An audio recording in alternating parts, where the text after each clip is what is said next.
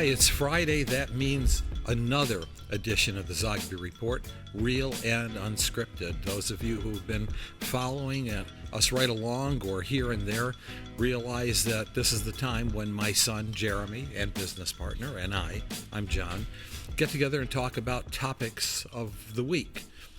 Agreeing a lot, disagreeing a lot, but always being civil and always having fun. How are you doing? Good. You? I'm doing well.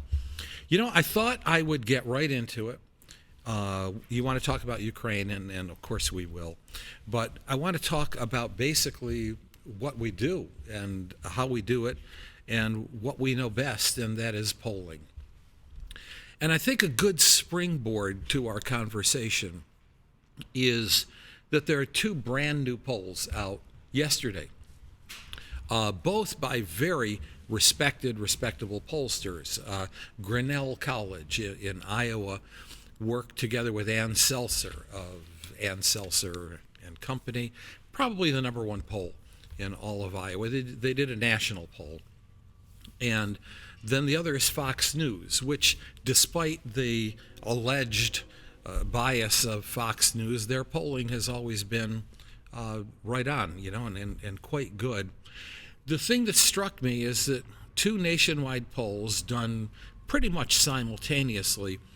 The Grinnell-Selzer poll has President Biden's job approval rating at 34%. And the Fox News poll has the approval rating at 45%. Don't usually see an 11-point difference like that. Obviously, there are differences within and among polls, but that's 11 points. And so what on earth is going on? Turns out the average remains, of all the polls, remains at around 41%, which probably sounds about right to me. But so I looked in to both polls, and frankly, my head's scratching, because in some ways they were polling two different Americas, and in other ways some of the demographics did not make sense to me, but did not make sense to me not only in terms of the size of the sample for each demographic, but also because I couldn't figure out a trend line or an explanation of why they were the way they were. So let's look at Ann Selzer's poll for Grinnell. Among the things that I noticed was 17% of her poll said that they had a post-college graduate degree or professional degree of some sort. You and I know that that's not only high, but that's way too high. When you combine that with the 29% or so in her sample that have a college degree, we know that likely voters nationwide skew towards college degrees. The big difference between voters and all adults in terms of educational level. But I'm really struck by the level of postgraduate degrees in that poll. However, she's the one who's at 34. Yeah. And that's what I mean when I say I'm a little bit bewildered, because you would think then that number of postgraduates would skew heavily towards the Democrat, as the exit polls in 2020 showed. And then the other thing in her poll that stood out for me was party identification, which was 33% Republican and 34% Democrat. 26% were purely independent, and that's how they were described in the poll, and the rest either refused or didn't. So, I mean, my conclusion would be that 26% independent were the ones abandoning Joe Biden, as we have seen in our own polling. And yet, how does Fox News come up with a completely different set of numbers? And they did not report their demographic breakdown, so I we didn't have time, to plow into it. But anyway, what's your reaction to this? What do you think? Yeah, well, what's interesting, and I don't know if this is anecdotal or not, but the first thing I thought of when you jumped over to Fox News, and that they actually have the higher approval rating for Joe Biden, is that Fox News, since the bursting of the scene of the Ukrainian story being the biggest story around the world, all over the world, Fox News and CNN headlines when it comes to Ukraine are more similar than they've been in a very long time. No. And so I don't know if that is the bias that Fox News is going into the polling with. I don't know. It's just something that jumped out. But maybe to smooth things out, we've got Selzer on the one hand with the 34%, and we have Fox News on the other with 45% Biden approval. Rasmussen came out yesterday with 41%. That's right. Which is exactly what the real Clear Politics average of the Joe Biden approval rating is. Now, what's interesting about Rasmussen is, by my calculation, Rasmussen, anytime you see a poll from Rasmussen, they tend to be about 5 to 6 percentage points higher in favor of whatever is the conservative or the Republican narrative. But here, they've come out and they've kind of smoothed things out between those two, we could say, outliers. So let me jump in and, from the bottom of my heart, say I don't see any agenda here whatsoever. These are all good pollsters. Yeah. Period. They come up with different results from time to time, and that is due in many instances to those who sample. And then who do you sample and how many from each group do you sample? That depends on where it lays, to a great degree. We do know that there's a range of African Americans that turn out, and Latinos that turn out, and young people, and so on. But we are suggesting, that these are good pollsters. I would underscore that with Fox, I know since day one, because I talked to Fox 27 years ago, and they had said to me that they purposely did not want a conservative pollster because they wanted their poll to be beyond reproach. Maybe not so much their news, but at least their poll beyond reproach. But I just find it really intriguing that we have this wide a range from, let's say, three, respectable pollsters. What do you suppose is going on? Where do you think President Biden really stands?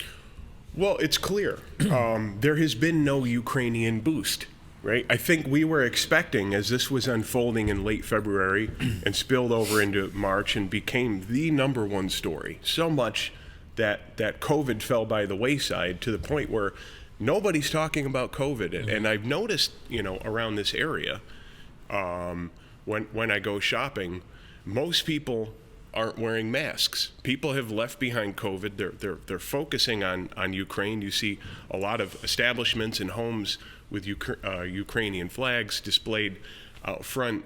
The point is it's the biggest story right now. And many expected that with the president supporting Ukraine and having made his trip to Europe, that he would get the boost. There's no boost. He's still underwater. There are polls that are still showing him in the 30s with approval rating, low 40s, and at the highest, mid 40s. But the moral of the story is that expected boost has not come to fruition. So a few caveats, okay? One is we wouldn't see a boost from the trip, for another 24 to 48 hours. Because then you would have sampling last night and then tonight over the weekend. Is this Fox News poll, which was actually a day later than Ann Selzer's poll, does that portend into the future? Too soon to tell. Secondly, and I've said this many times, I think the era of the big boost is over. We are so hardened at about 42% on each side that will not move under any circumstances, that if there's a boost, it would be a few points, or a decline, a few points. The only caveat to that caveat is that if Biden really fails, you could see him probably losing some Democratic support and clearly, more independent support. I think the other thing that's going on is that while Ukraine clearly is the number one issue in the media agenda, it is the video that people are watching. There is the specter of inflation. And the projections that inflation and shortages, this is coming even from the president himself, are only going to get worse. Mm-hmm. And, that's not the sort of thing that engenders confidence in leadership, let alone confidence that things will get better in my own life. Yeah, yeah. And I think my point about the notion of no Ukraine boost was that it becoming the biggest story very quickly after 2 years of another top story, and now several weeks into this new top story, it hasn't really moved the ball. And yes, you're right. Why is that? Because what's affecting Americans and what they're talking about every day, maybe every hour of the day, are rising prices, and so that is going to continue to have a major effect. And I expect that will probably be the number one issue going into the midterms, and probably even going all the way into 2024. It doesn't look like there are any prospects for gas prices going down, or at least going down substantially, and then also for the relief side of shortages, so supply remaining low while demand is high. So inflation probably will be with us. I know you want to talk about Ukraine, but let's just take a couple of minutes. We had an historic series of hearings today, this week, before the Senate. Ketanji Brown Jackson nominated to the Supreme Court. Going to be a very close vote, but a lot of controversy on the questions that she was asked and the way she was asked them, almost exclusively by Republican senators, Ted Cruz, Josh Hawley, Lindsey Graham, and others. Do you think she got a fair treatment before the U.S. Senate? And this is just me really just shooting from the hip. I've noticed that trend for a while, regarding the politicization of not only who to pick for the court when there's an opening, but also the coverage on it. I think it's just become the norm. I don't think what she's facing is any more intense than what Kavanaugh and what Coney Barrett and others who preceded had to, of course, in different ways. But I think it's just the nature of the beast. The Supreme Court was supposed to be that last branch of government that were disinterested and weren't political. But I think the public is coming to see that they are, in fact, political animals, and the conversation surrounding it is very political. So it's to be expected. Here's what's troubling to me, and I'll agree with you. I mean, this goes back to Robert Bork and to Justice Thomas, who, as we know, he and his wife are in the news the last 48 hours with new reporting about Ginny Thomas. That's maybe a topic for another time.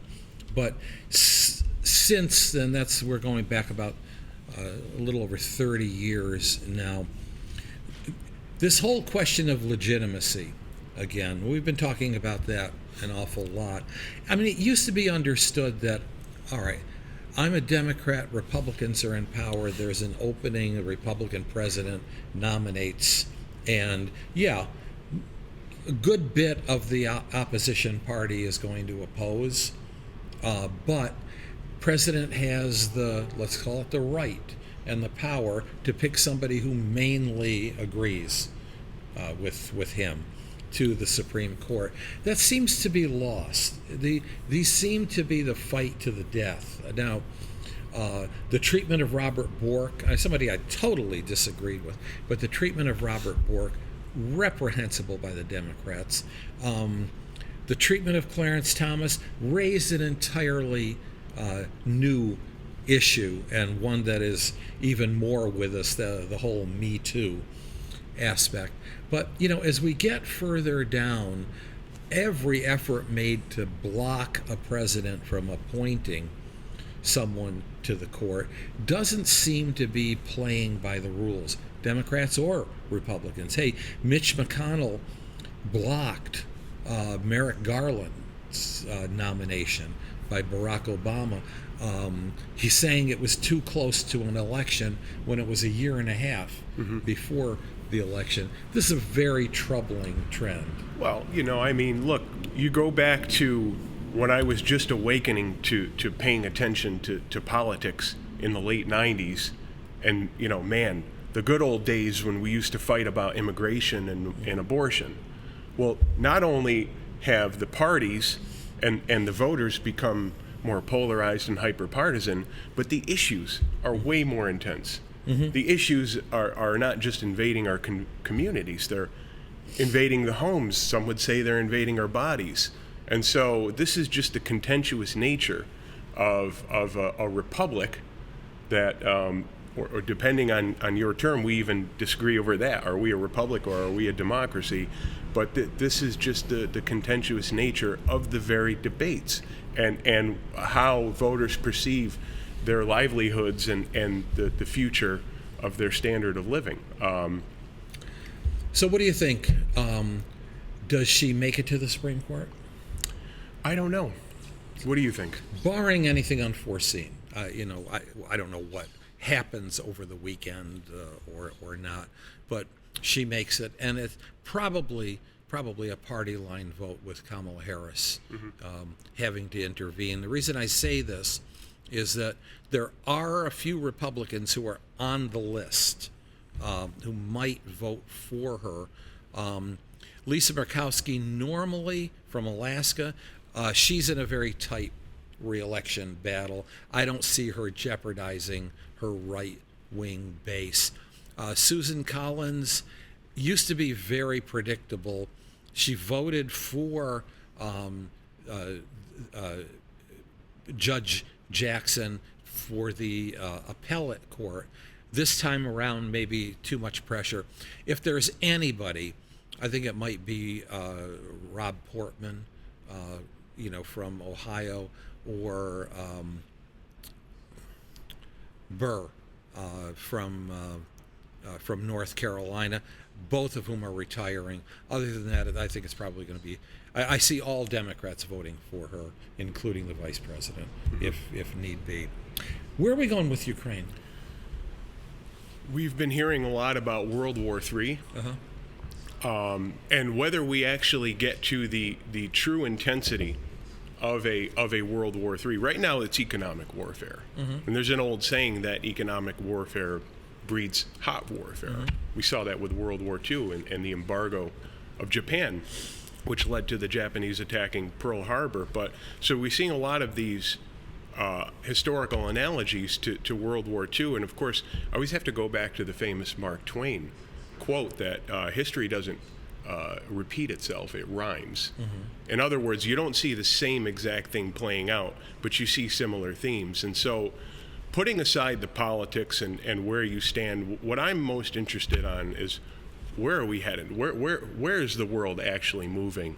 And so you go back to World War II, and this is a little exercise I do. Anytime I see a book in your house or at a friend's house that's historical and either touches on the 20th century or is entirely about the 20th century, the first thing I do is I go to the index and I look for Bretton Woods. And I've come to the conclusion that if your historical work does not talk about Bretton Woods, you don't get what happened with World War II.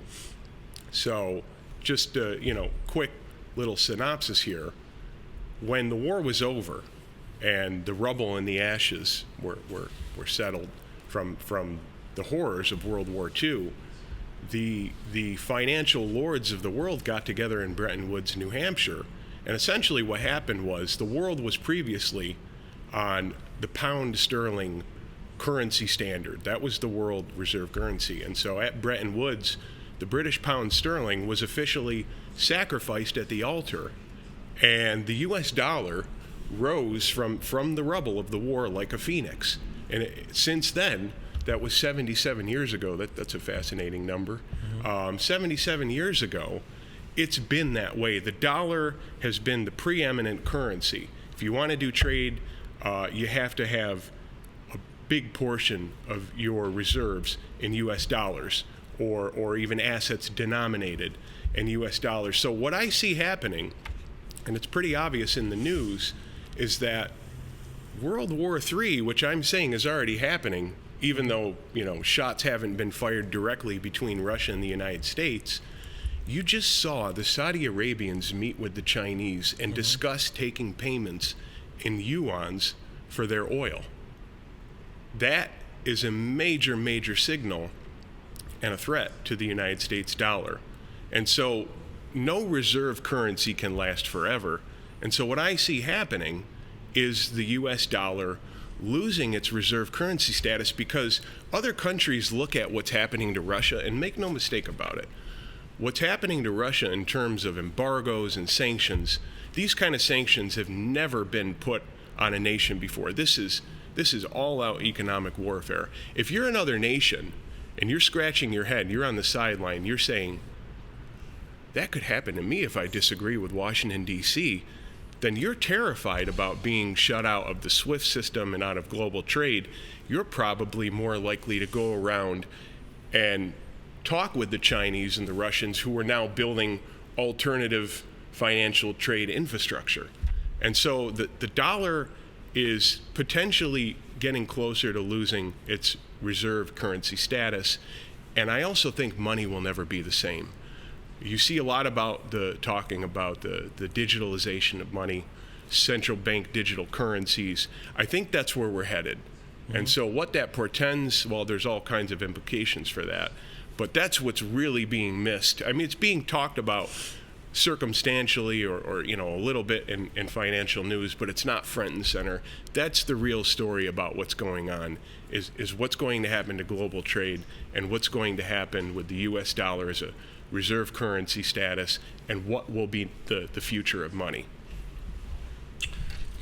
I will not deny whatsoever the economic roots and the transformational causality of what's going on right now. I mean, China is moving closer into the sphere with Russia. We are moving away from hard currency, and towards electronic and cryptocurrency. All of these global changes. The only thing I would caution you about is, while the economic causes of war are always legitimate and to be talked about, there are the human impacts of war on the ground that we can't forget. And so we can never, and you're not suggesting this, but we can never stand back and say, all right, this is the natural order of things, let's watch it play out. I mean, the kind of cynicism that Harry Truman, when he was Senator Truman, investigating the munitions industry in the United States in 1941, saying, this is great, let's arm the Soviets until they kill as many Germans as possible, and then let's arm the Germans so they'll kill as many Soviets as possible. That's just an alert to let's watch about the human toll here. This is hard to watch. Well, I don't know who's really saying what you've suggested of let's not look at the human toll, but I do see a tendency in the Western media to focus on certain humanitarian crises and to overlook others. And that's very politicized. So when we talk about human toll, there's a politicization of human toll. And there are certain humanitarian crises, one of which was going on in eastern Ukraine about a decade ago that nobody was talking about. So I find it interesting that when we see it happening now, we jump to it and we talk about it, but there are others that we choose to ignore. That's dangerous. That's not good for the world. Totally agree on that. My heart grieves for Yemenis and for Palestinians, for Iraqis and Afghans. Here we are making side deals on more oil with the Saudi regime that has brutalized people in Yemen. We've got more to talk about. We'll do it next week. We'll see what comes up. Nice chat today. Thanks. Very good chat. All right. Have a good week.